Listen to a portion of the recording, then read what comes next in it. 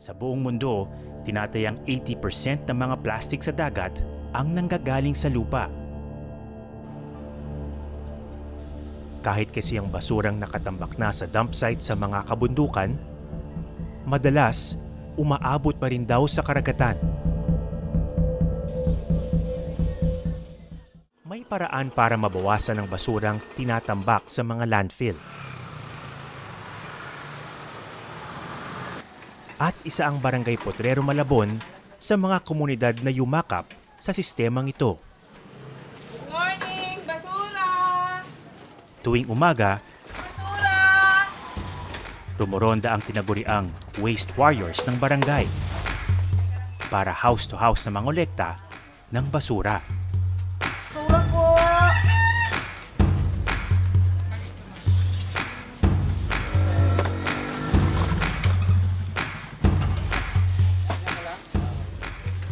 Sa bahay pa lang, kailangan nakasegregate na ang basura. Ipinagbubukod ang mga nabubulok sa hindi nabubulok gaya ng plastic. Diretso mo na lahat yan. Pagkapos dito, ilalagyan natin yung basura sa traffic point. Ang mga basurang pwedeng i-recycle, dinadala sa mga junk shop.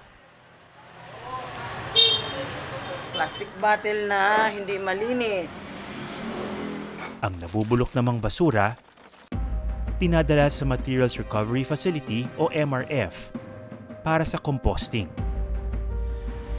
Saka lang itinatapon sa landfill ang natitira.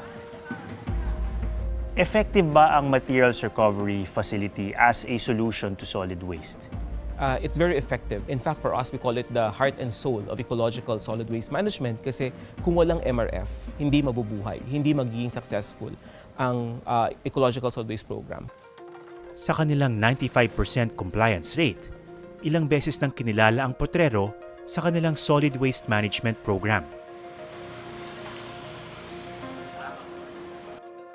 Katuwang nila dito ang international NGO na Gaia o Global Alliance for Incinerator Alternatives. Kamakailan nga, may mga bumisita pang Vietnamese sa barangay para matuto sa kanilang karanasan.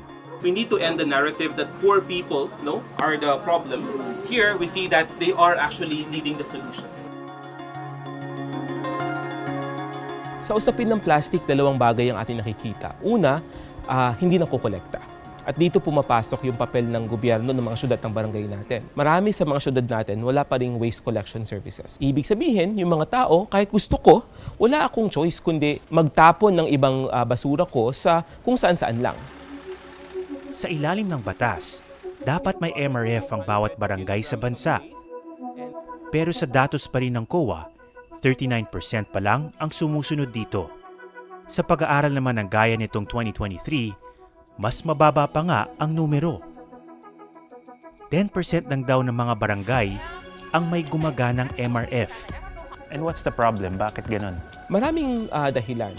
Una, para sa mga mayayaman na syudad, yung pag-transition sa nakagawian natin na hakutin at itambak ang basura, kung saan malaking pondo ng gobyerno ang nagagastos, malaki yung hirap para baguhin yun. Kasi may mga entrenched na interest. Pera, So, pinag-uusapan. pera ang pag-uusapan ng problema. Sa ibang bahagi naman, meron tayong mga barangay na sinasabi, uy, nakita ko yung Potrero, yung ibang mga barangays, gusto kong gawin, pero wala akong puhunan or pondo para gawin yon. Sinasabi na dapat magkaroon ng National Solid Waste Fund, kung saan yung national government may isang malaking pondo na pwedeng gamitin ng mga local governments for implementation of the provisions of the law. Nakakalungkot, after 23-24 years, wala pa rin pondong nakalaan.